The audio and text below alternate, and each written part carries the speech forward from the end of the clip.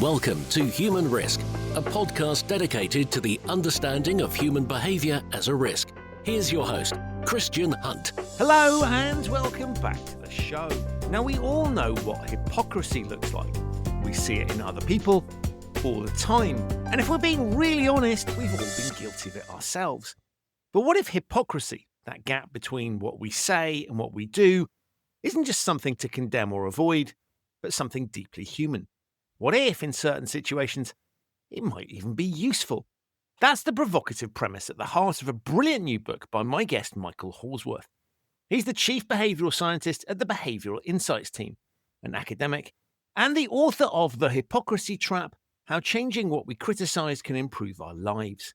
In the book, and in our conversation, Michael challenges our assumptions about what hypocrisy really is, why we're so sensitive to it, and how our desire to call it out can sometimes do more harm than good. I think this is really relevant to managing human risk, because so many of the systems we design in compliance, ethics, and governance assume a kind of moral purity. We write rules and codes of conduct as if people are always going to act consistently with what they say they believe. But the reality, as Michael powerfully argues, is that people are inconsistent all of the time, not because they're malicious, but because they're human. If we don't understand how hypocrisy actually works, what triggers it, how we judge it, and when it might even be appropriate, then we risk designing systems and processes that don't reflect how people really behave. And we might be missing opportunities to build trust, credibility, and even drive behaviour change in ways that are grounded in the messy realities of the human condition. And that's why I was so keen to get Michael on the show, because what he's offering isn't just an analysis of a social phenomenon, it's a toolkit for understanding people better and for managing the risks that come from holding them to unrealistic standards. In our discussion, we explore what hypocrisy is, why we all engage in it, and what that means for human-to-human interaction and our perception of other people. It's my discussion with Dr. Michael Hallsworth on the Hypocrisy Trap. Michael, welcome to the Human Risk Podcast. Thanks so much. I'm a fan. It's great to be here. I'm a massive fan of yours. It's an absolute pleasure to have you here as well. Before we get on to talk about the fabulous book that you've written, tell my listeners a little bit about yourself. Sure. So my name is Michael Hallsworth. I'm currently the Chief Behavioural Scientist at the Behavioural Insights team, BIT. I've been there about 15 years, pretty much since it was created. I also have this kind of academic line of work I do. I teach at the University of Pennsylvania, written a couple of books. I basically try and help people apply behavioural science to real-world problems and think about how we can do that better. Love that intro. And I'll put links to you at the BIT in the show notes for people that want to find out more.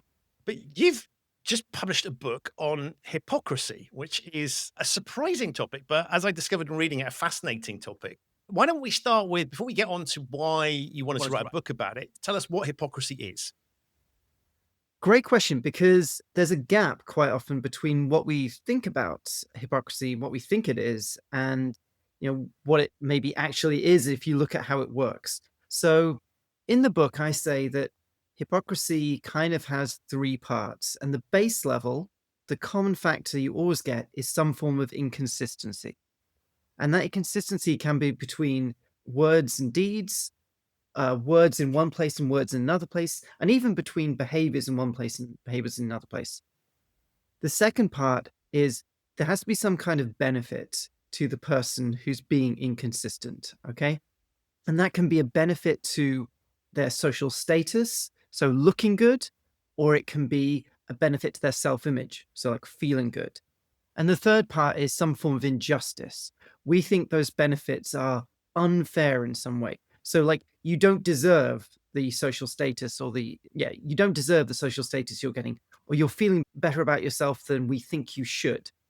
So you haven't deserved it in some way. So hypocrisy is basically when we perceive inconsistency and we don't like it for whatever reason.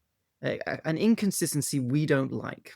Which is that's super interesting. And we'll come on to explore what that means. But what was it that prompted you to write a book about this? And maybe at the same time, you can tell us the story that you start the book with, which I think is very personal to you, but I think really illustrates why this is fascinating. So what made me start writing this book was, and I found this out recently because I was looking through my emails for something else, and I found the exact article and when it was. It was February 2020. I read an article which had one paragraph which was about differing views of marriage between whether you think whether other people should be married and whether you're married. And this is, I think, in the New Yorker, and it just stuck in my head, this idea of hypocrisy. And of course, then a few things happened. COVID happened. But for whatever reason, the idea wouldn't leave my, it kept coming back. It kept burrowing in. And I think a lot of books start like this. And I thought hypocrisy, it's everywhere. Because once you start looking for it, you realize it is just woven into everyday life. And then I realized that we mean very different things when we talk about hypocrisy. And that's talked about in the book. There are at least two things we mean by hypocrisy. One is basically people trying to look better than they are. And the other thing is double standards, having one rule for your group or yourself and another rule for another.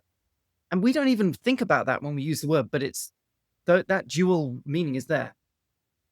And eventually I realized there was no book on this. And yet it is something that if you go up to someone in the street and say, oh, hypocrisy, what do you think about that? Or can you think of a hypocrite? People will respond.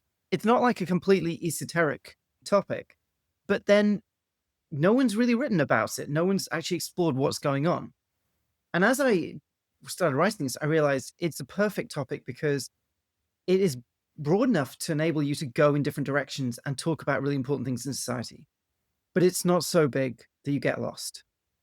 And when you start thinking about it in everyday life, the example I start the book with is my daughter, who then was 7 and is now 11. And it was after Christmas, we'd been having like loads to eat, and she was like, can I have a dessert? And we basically said, no, you've had too many sweet things recently. And she went into a different room. And then she came back about, 5-10 minutes later, and there are the grown-ups eating Christmas pudding. And of course, she was kind of outraged. But then instantly she said, you're like the prime minister saying other people can't have parties and then having a party himself. And at the time, this is late 2021, this is like a big thing that we'd been talking about. It was in the news, a scandal in the UK called PartyGate, where the prime minister had been saying, you all have to stay inside, not associate. And then it turned out he had participated in some parties himself. And that led to the downfall of the prime minister, like 6 months later. It was the start of the end. And what I found fascinating was that was intuitive. She got it instantly. She instantly made that connection. And it made me realize that we see this everywhere. There's some deep trigger to do with fairness and injustice that really gets us with this concept of hypocrisy. And I want to explore why that is. I love that. And I love the fact that the story simultaneously combines something really personal. And I love the fact it's always kids, right, that call things out that perhaps the rest of us know, but don't necessarily want to admit to. So it's beautifully on brand for that. But you've combined a sort of big public story with a very personal one. And what that story really illustrates, because the two facets of both what was happening within your household and then the comparison, is that, as you say, this occurs all the time. And the reason that we all have stories and we could all talk about it is because, I guess, number one, we've all done it. We've all been hypocritical at some point, and we all are. And the second thing is we know it to be, I was going to say a bad thing, but we know it to be a thing. So we're aware of it as a concept and a principle and something that bothers us. So this is really built into the human condition, I guess. Yeah. And you know what? One interesting thing I came across while writing this book is not just the human condition, but maybe also society and civilization. So I talk for a bit about this essay by Sigmund Freud, which is super interesting. And he basically says that human beings have impulses, and they're neither good nor bad in themselves, but we decide if they're good or bad based on, these are labels that society gives them. And what civilization does is it suppresses these instincts. Okay. So like his argument would be, if someone humiliates us, we basically want to kill them, but we can't because of morality or because of fear of retribution. And so Freud basically thinks that civilization is continually tightening these kind of standards and taking us away from our impulses, but we can't suppress them entirely. So, sometimes they break through and to satisfaction, he says. And he gives the example World War I is an area where war is where some of these impulses come out. He basically says that we've traded off security and civilization for the suppression of these instincts. And he says that all of us in society are living like hypocrites because we're not doing what we really feel and want to do. And that's just a trade off we make. So it's like it's a cost of civilization that we have this kind of hypocrisy. And I just thought it was really interesting that even Freud was saying, using this word hypocrisy to discuss the very kind of condition of modern humans. And of course, you've pointed out there in both the things, it's down to what other people see, because if other people didn't clock it, we can kind of feel awkward about it in ourselves, but not an issue. It becomes an issue once somebody else spots it or points it out. Yeah. So this was a kind of key insight that came to me writing this book, which is that hypocrisy is not a thing that exists in the world. It's a process of judgment. It's a judgment we make about others, because there will always be material that we can use to say someone's being hypocritical, because inconsistency is kind of baked into our behavior. We move from like situation to situation, we adapt that situation. It is almost impossible to be completely consistent. And as I say in the book, complete consistency is also dangerous and problematic. So when I say the hypocrisy trap, people think that I mean we fall into this trap of being hypocritical.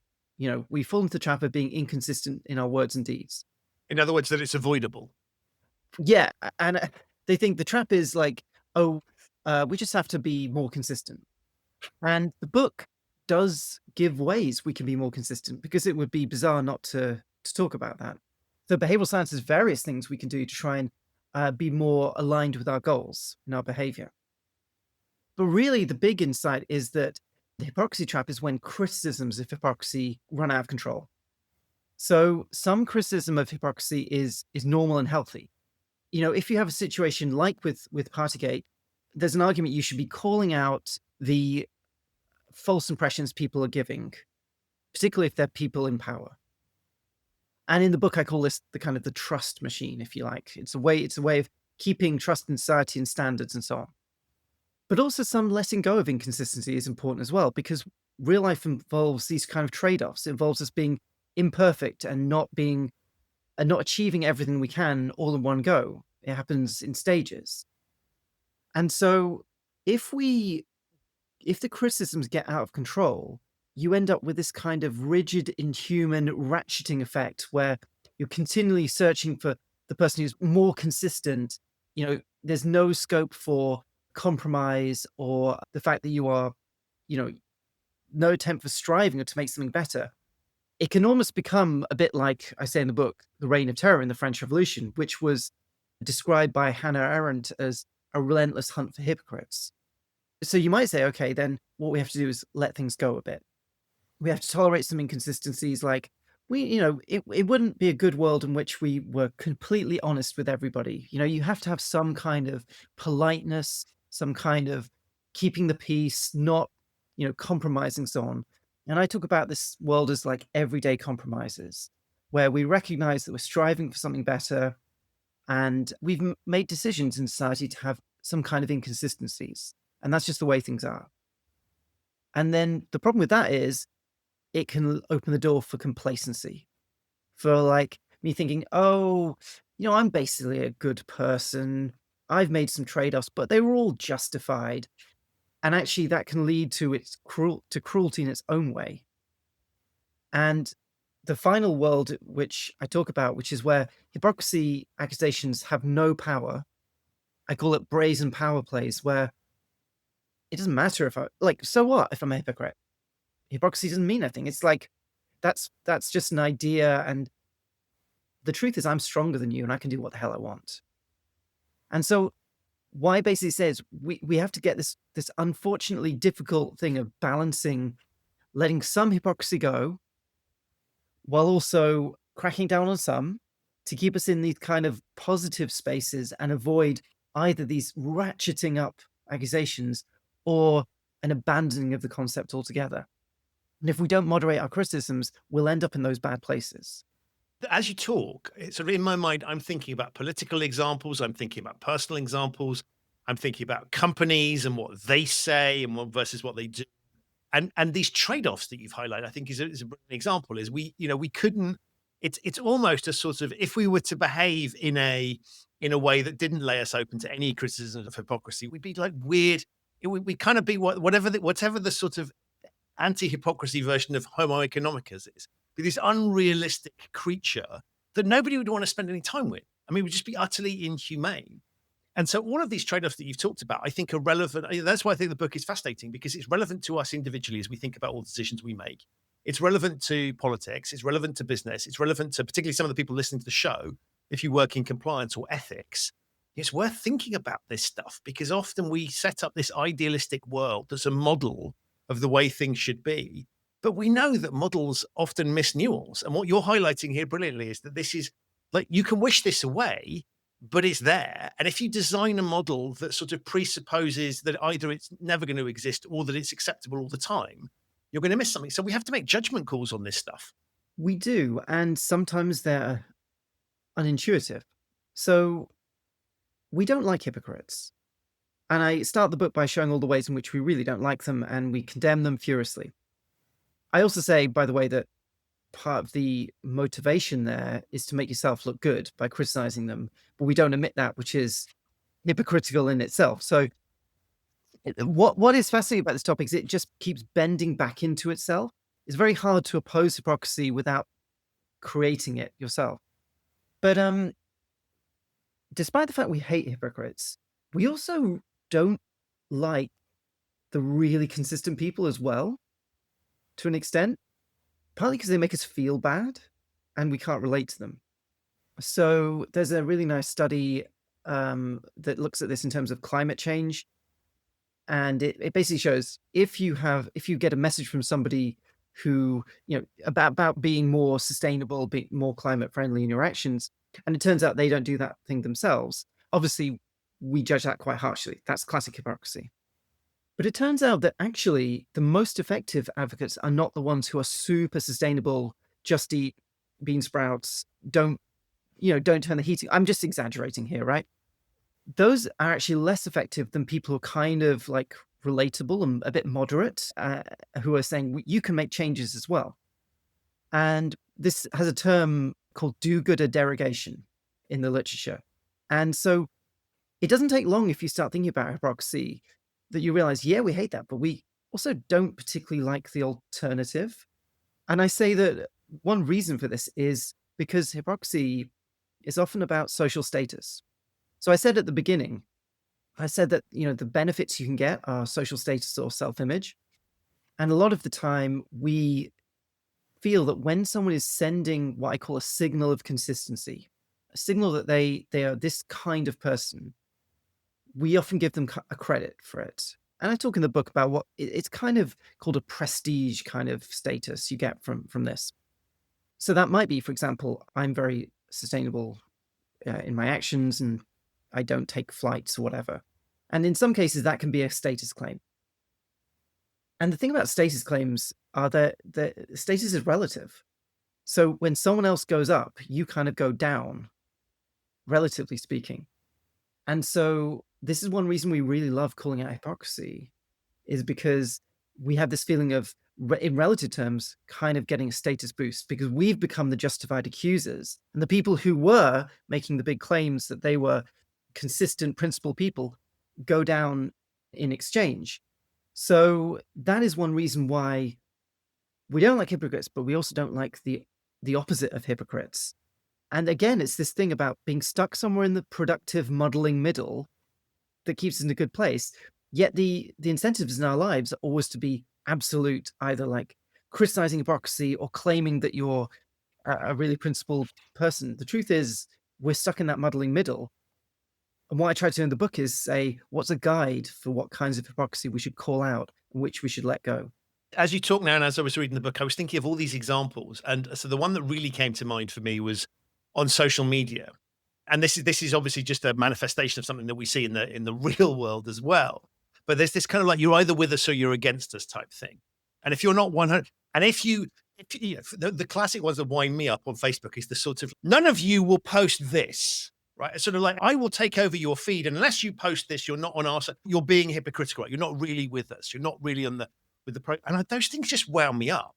And so I remember reading your thing, just thinking that plays into exactly this dynamic, which is sort of like, I kind of sit and go, you're basically calling me a hypocrite before I've even done anything, which shows the power of this thing. It's like, you're clearly not prepared to do this. I'm the only one that's willing to do this. So, and I think all of the things that you've just said play out in that one. It's just silly. Oh, I shouldn't let it bother me at all, but I kind of do. It gets to me on some level, but then I never participate in the thing they want me to do, even if it's a matter of principle, because I find that. So, you know, all of these sort of day-to-day decisions that we make, that being one silly example, play into this. And so the bit that I found fascinating was the more I thought about it, the more I just went, Christ, this is everywhere. Like, you could sort of look at every decision that you make to talk about something, to post something, to make it's there. And part of me found that quite overwhelming. And so I'm guessing for you, it must be the same thing, because if you think too hard about this, it's problematic, because as you say, there isn't a simple solution of just do the right thing all the time, because what is the right thing? Yeah, and what came to mind when you were talking about the social media point there is a thing I talk about in the book, which is the classic framing. So there's a behavioral science connection here. Framing something as an inconsistency or not. And the truth is that we can present the same kind of setup as consistent or inconsistent. And in fact, in politics, what you do is you choose a frame that makes your opponent seem inconsistent. So, in politics, it would be like, you might say, my opponent got caught driving under the influence. He also wants people to practice abstinence rather than use birth control. What a hypocrite. He preaches self-control for other people, has no self-control himself. Now, the thing you're trying to say there is like, the category is self-control, you're inconsistent within the category. But of course, it's perfectly possible to say driving under the influence is just a different issue from birth control. Like, they're not the same thing. But we, for our opponents, try to make it seem like there is an inconsistency in order to leverage the dislike we have for hypocrisy. And I think that's what your social media posts are doing as well. It's like, if you don't do this, then necessarily you're a hypocrite. But that's just a claim. That's a frame. But it's interesting how it's used to motivate action. And in fact, I talk in the book about this idea of induced hypocrisy, which is where you basically get someone to commit to a cause publicly, or maybe they've already done it. And then in private, you point out their actions don't align with their principles. So there's classic kind of cognitive dissonance there, where you feel a conflict because your actions and your words are misaligned. The thing you may know is that when this happens, quite often what we do is we change our attitudes, say, well, I didn't really believe that anyway. This induced hypocrisy tries to carefully construct it so you're more likely to change your behavior, because you sort of point this out to people in private. So there's not as much kind of reactance. And so this has been used to do things like promote safer driving, for example. Did a study in Australia that found that if you tell people online about their inconsistency, they're more likely to change their behavior than if you sit in front of them and tell them about the inconsistency, because you feel less judged and like you don't look for an escape route and you think, oh, actually, maybe I could do this. So it's like creating a window of opportunity to change, but that window can be quite short. So there's a study I talk about in the Philippines as well, where they got school children to record a video message about eating less sugar or something. And then they were given the choice of regular milk or chocolate flavored milk. And the children who had just recorded the video were more likely to choose the unsweetened milk. But if you waited 15 minutes and then gave them the choice, there was no difference because that had faded. So the question, like in terms of behavior changes, what can you do in that window of opportunity to cement a change?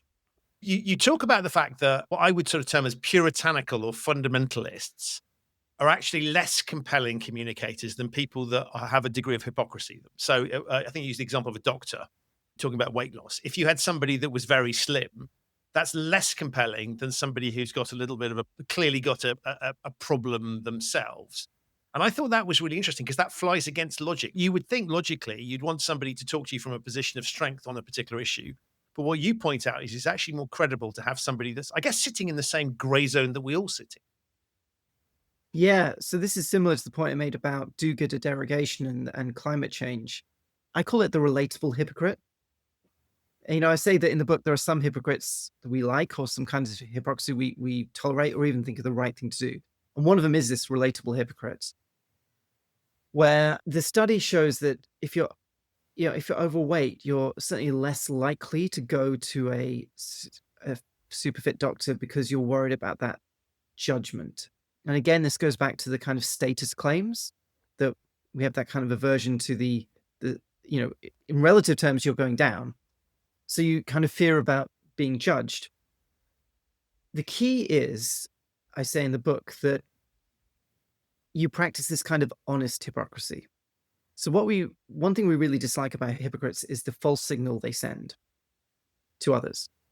Whereas in this example, it's sort of harder for the overweight doctor to sort of avoid the fact that, they're recommending something that maybe they don't do themselves, right? And so if you say something like, look, I'm not great at this myself, but it's the right thing to do, that removes the false signal that we send, and we get into this realm of honest hypocrisy, which we find relatively appealing. So there are various studies that show this. Like, if somebody says it's wrong to download music illegally, but sometimes I do it anyway, that's judged as no more harshly than someone who is consistent with their views and say, yeah, it's wrong to do it and I don't do it. But you have to be careful that you don't say it in a what's the word? In a contemptuous way, in a self-satisfied way, like, yeah, I don't do that, and that's because the rules don't apply to me. Because that we hate that. That's a double standard.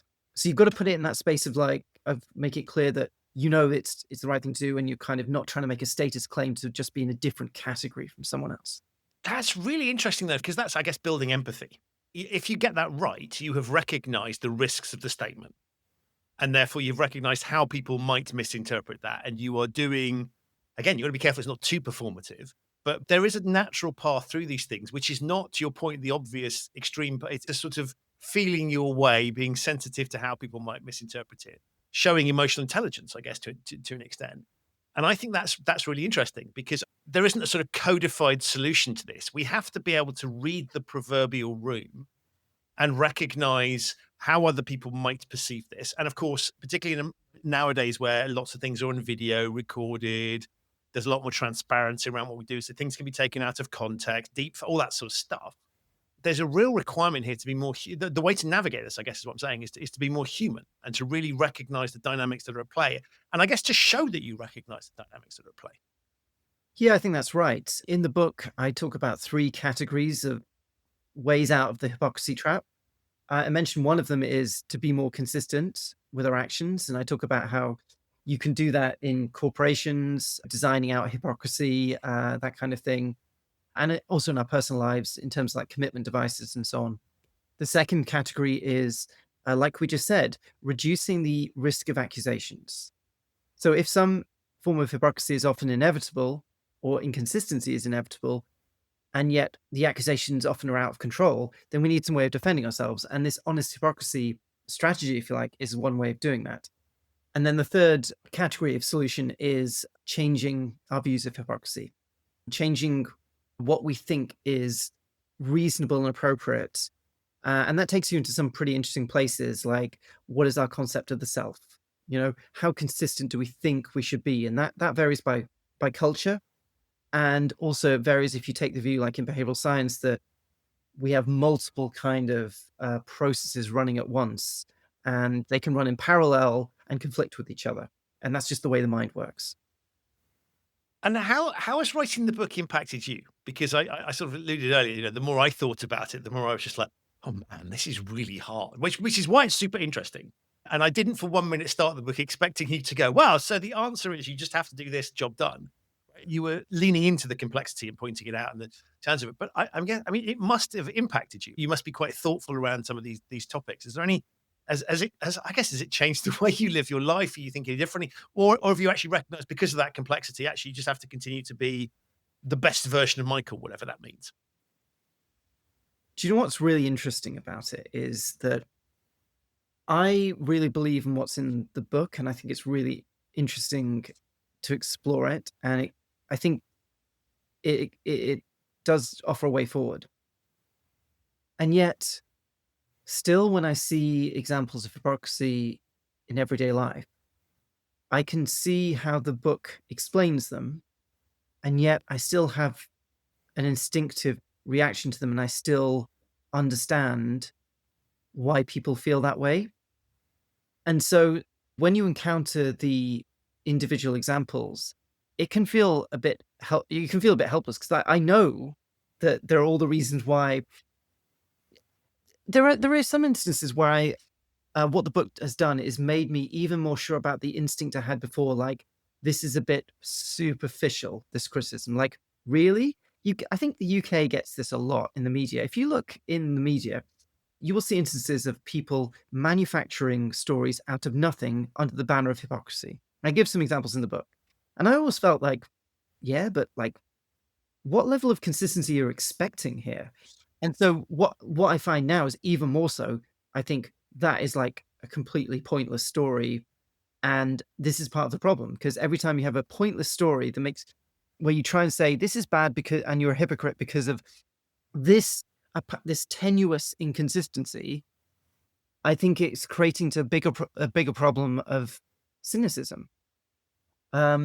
So I found it's made me more thoughtful about it, but it also hasn't changed what I see as this overwhelming dynamic of ratcheting dynamic of hypocrisy accusations in society, and that's a bit depressing sometimes. But what struck me as I was simultaneously descending into oh god, this is quite complicated sort of, but I also just kind of went, it's quite nice to know that it is complicated, that it is difficult, it is challenging, and Yeah. this is part of.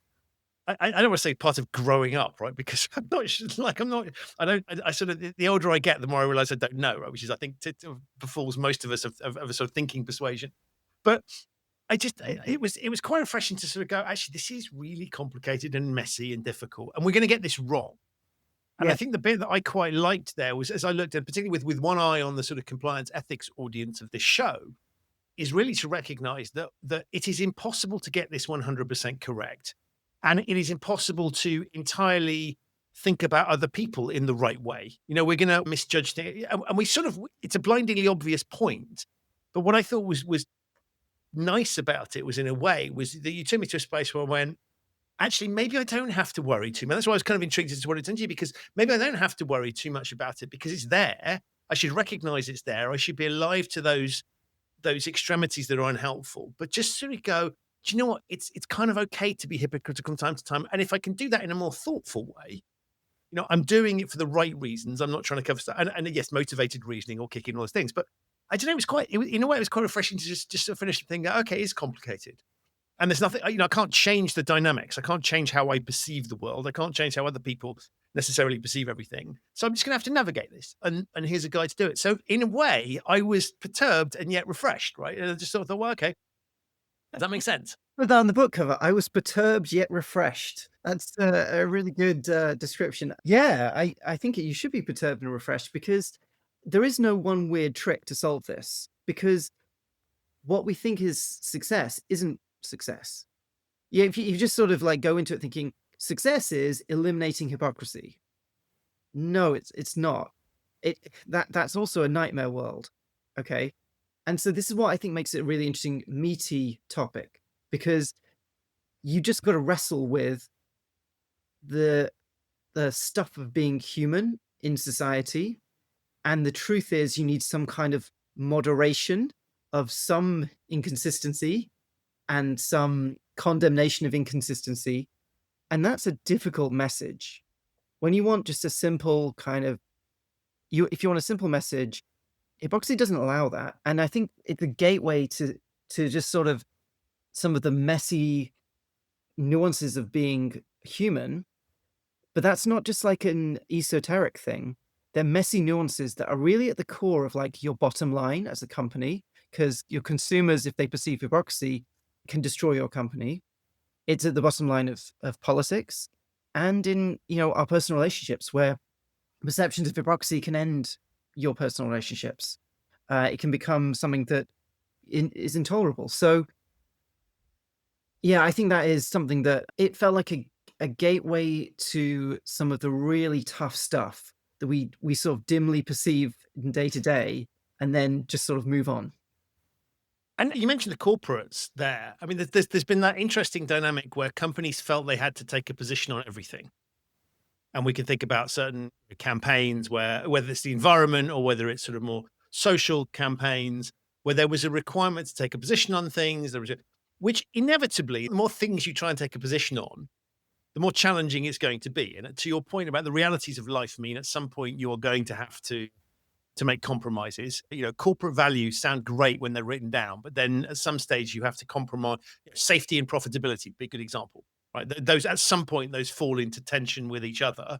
Ideally they don't, but we don't live in an ideal world, and so they will at some point. And so we can think about those sorts of dynamics. And I guess it's in a way it's becoming harder and harder. So the whole transparency piece, but also from a corporate perspective, taking on more agendas than perhaps they would have done in the past. All of these things is becoming much more challenging, right? The dynamics have always been there, but they've been somewhat hidden. Technology plus social trends equals this is not for certainly for individuals, I'd argue as well, but certainly for corporates, it's not becoming less of an issue. No, in the book, I talk about how, in fact, it's become much more of an issue for companies over the last 25 years, because you've had simultaneously a desire among consumers for companies to do more. And that's been a kind of long-term trend. And at the same time, trust in large companies has fallen by half since 2000. So companies have been responding to, let's face it, contradictory demands by consumers. And they've been put in a quite difficult position. So on the one hand, consumers have wanted companies to do more, and therefore you get companies have responded with very inflated statements about how they're doing wonderful stuff for communities and social justice and so on. And at the same time, companies have to make a profit. And at the same time, the more that you make claims, the more you're held to a higher standard. There's a ratcheting effect. You don't escape from scrutiny. In fact, scrutiny is increased. I also point out in the book, research shows that we judge companies even more harshly than individuals when they're hypocritical. Okay? Maybe because our perception of benefits is sort of baked into companies. They're there to make a profit and so on. And so you end up with a really difficult situation where we want the products to have certain values, supposedly, and at the same time, we want them to be relatively cheap. And so we have these conflicting demands for companies, which we put on them. They try to respond to both of them, and then we see the inconsistency and call it out. But it's also an inconsistency that comes from us as consumers a lot of the time. And so I think there are ways that companies can get around that. Like I talk about how you can, interestingly, there's some evidence that if you point out that there's a business benefit to the good actions that you're doing, people actually are more accepting of them, because otherwise it feels like you're just pretending that you're doing it for the good of society. But most people, like, our trust is quite low anyway, and they don't like the pretense that they see there. Basically, we put inconsistent demands on companies, they try and respond to them. And it's just also difficult for companies because often they're trying to do different things. They have different audiences. They need to talk to shareholders, they need to talk to activists, need to talk to regulators and consumers. And you have different messages for each of them. So that's another way in which the necessary inconsistency, that's another way in which inconsistency is just inevitable. The question is, how do you manage it? And I tried to give some ways in the book that you can avoid the fury that you get from consumers. And the interesting fact is that it appears the fury is greatest from your most dedicated consumers because they feel the betrayal the greatest. They're not the ones who save you. They're the ones who, because their identity is most bound up with your company, are liable to turn on you the sharpest. Which is all, again, like super complicated, tightrope walking, challenging.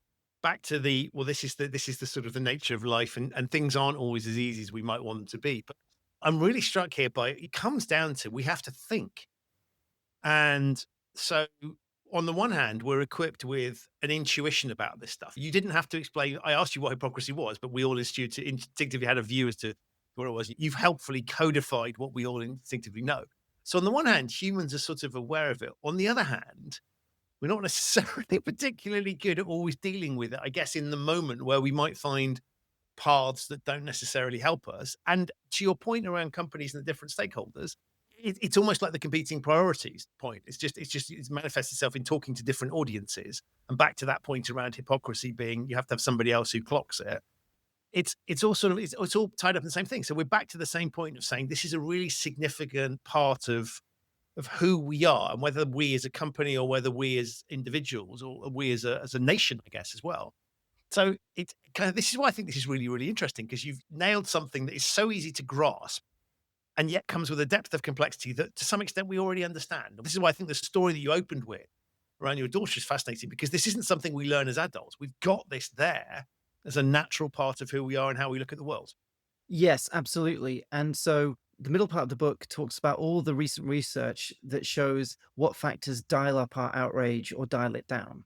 And there are lessons we can draw from this completely.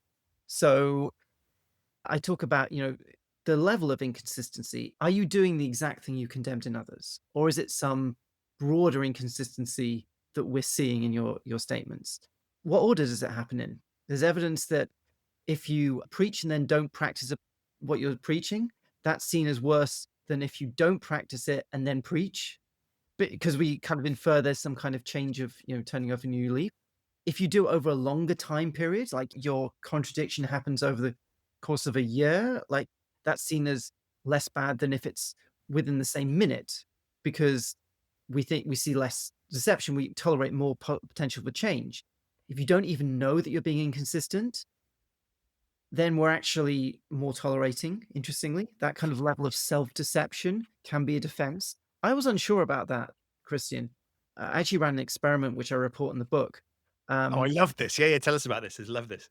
Oh, well, so it's all about what kinds of inconsistency do we judge most harshly. And I was trying to think of a scenario that people could relate to that sort of teased all this out. And so I basically give the scenario where your friend says everyone should give money to, homeless people in the street, and then they don't do it.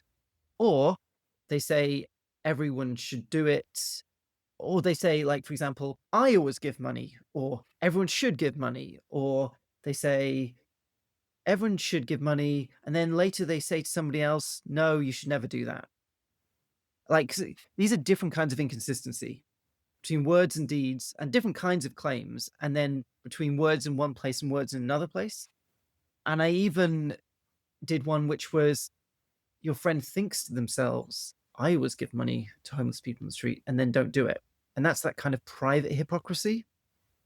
And so the interesting thing is, in line with previous research, we still judge it as hypocrisy even if you don't say anything.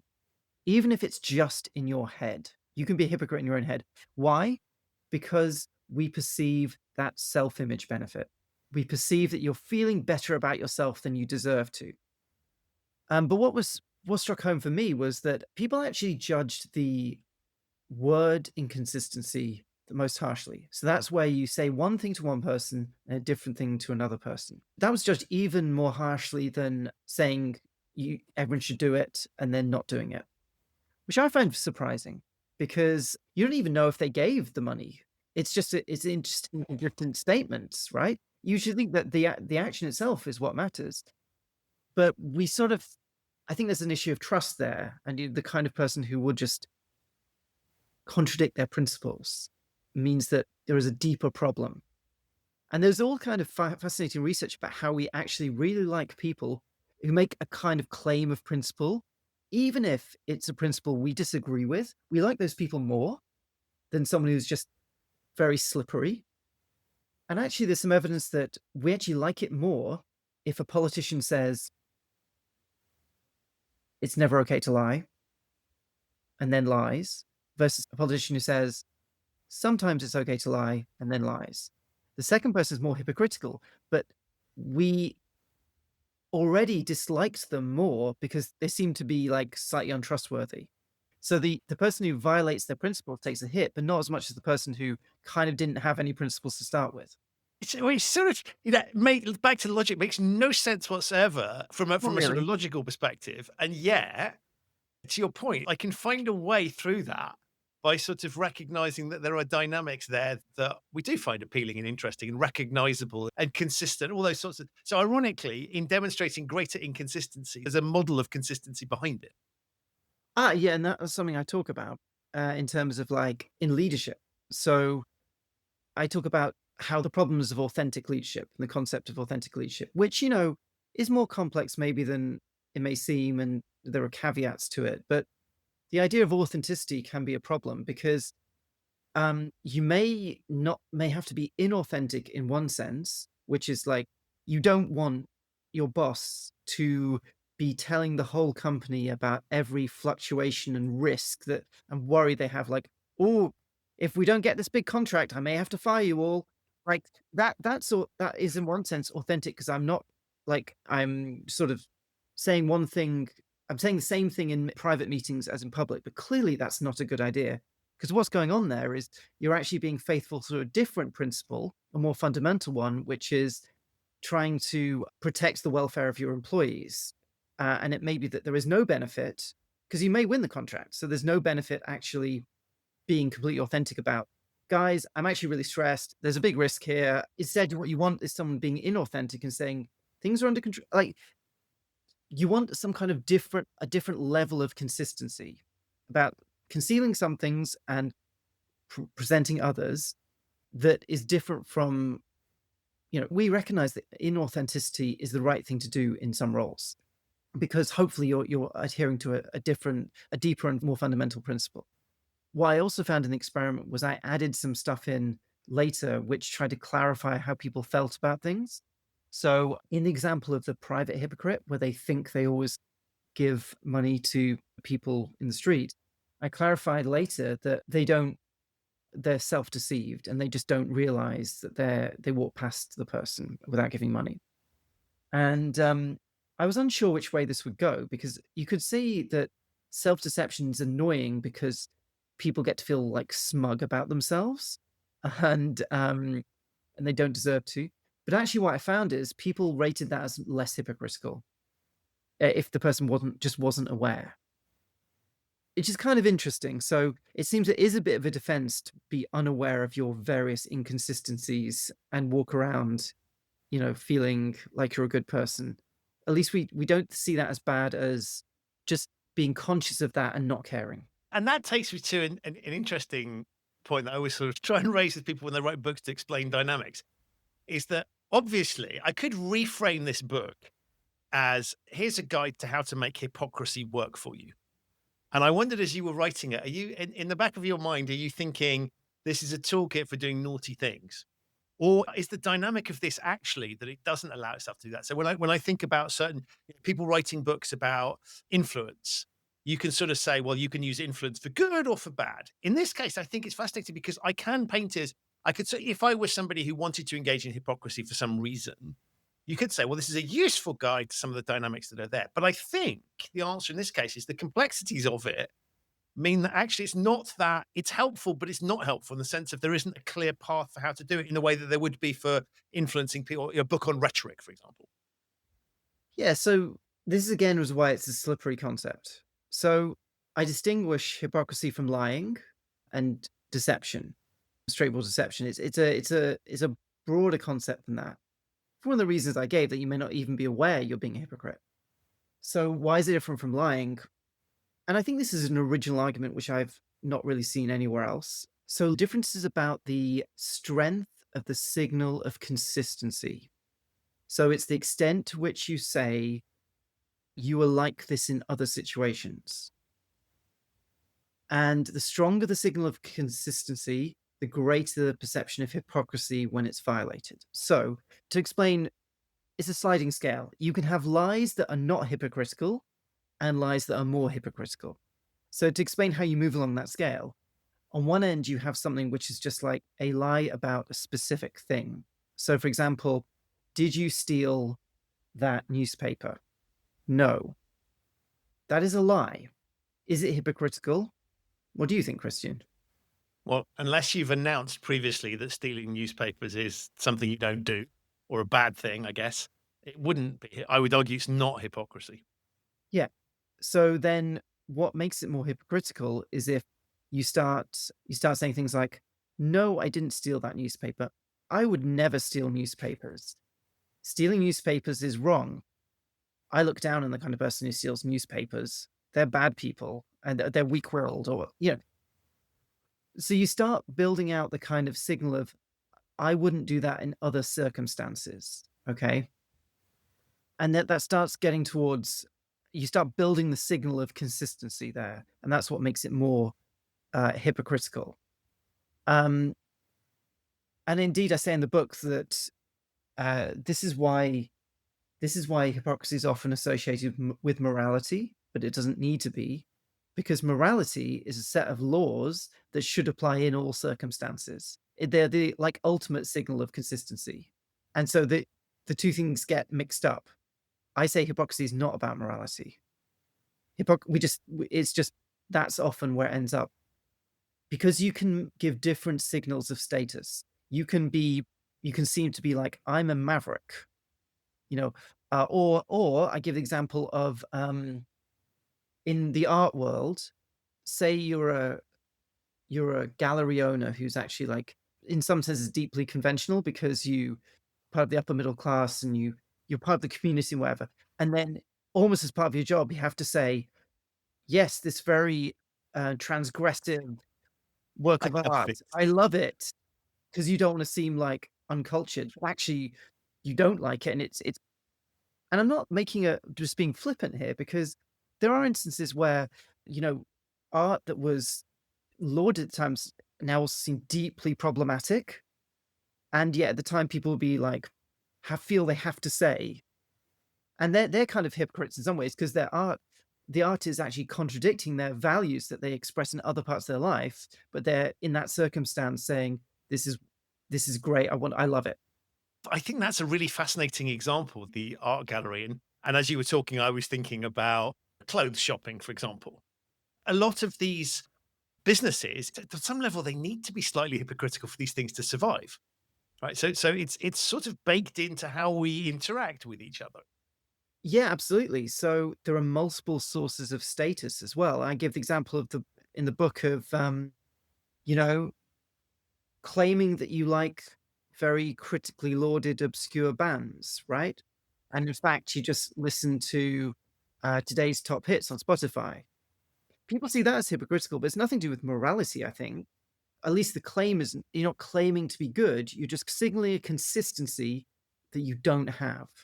I'm giggling now, by the way, because as we're recording this, it's the period of time just before Spotify Unwrapped comes out. And I saw a thing on TikTok where somebody said, it's about a month ago, reminder, now is your final opportunity to make your Spotify Unwrapped less embarrassing.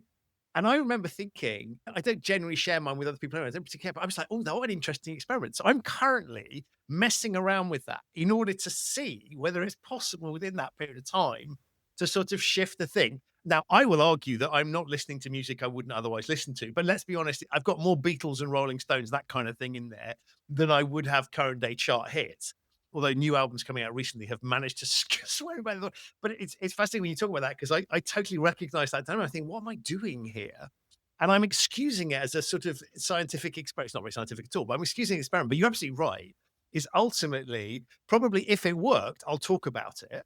If it doesn't work, I'll probably gets back to the status point.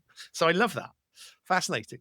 Conscious of time, if you had one hope for what the book could achieve, what would it be? What would you like? What would you like the sort of the world or people to do or think differently?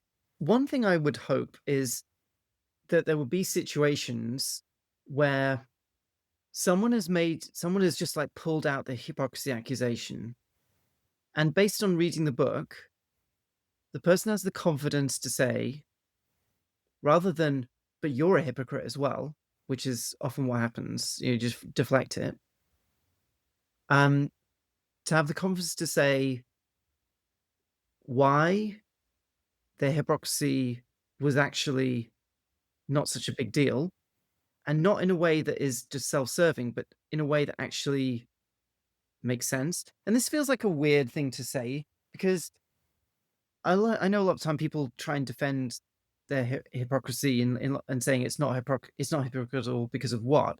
Because of X. But I hope that they would actually take a moment to either think, oh damn, that is actually really hypocritical, and it has this harmful effect, and I should think about that, and then think of ways that they can be more consistent.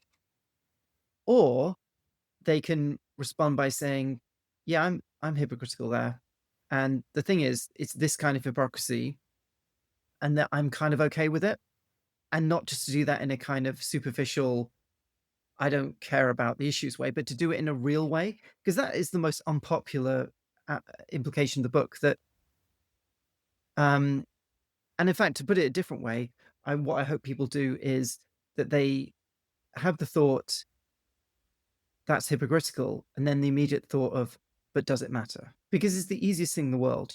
It can feel good to just call out hypocrisy, but because it's so easy, it's like it's a bit of an indulgence as well, and it may not actually be the most important thing that's going on here.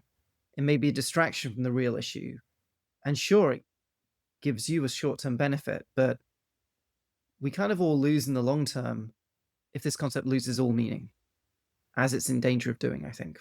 Michael, it's been a fascinating time, has just flown by. Thank you so, so much. I think, firstly, I want to say just generally on behalf of anybody that's involved in behavioral science for all the stuff that you've been doing, you've been part of something really, really important, doing great stuff, helping the rest of us by having great flagship projects that we can all point to interesting stories that we can tell, and putting frameworks and the papers that you put out, super helpful. So thank you from the professional side. But from a personal perspective, I'm so pleased that your curiosity took you to writing a book on this subject, because it's fascinating. It's not a book I would have said I needed to read or wanted to read, but now that I've thought about it and once I discovered, I was like, I'm so pleased you have written it. This needs to get into people's hands. So hopefully the show will help do that on some level. But please keep going with this sense of childlike curiosity that's there, because we need more of this stuff in the world. So it's absolutely brilliant.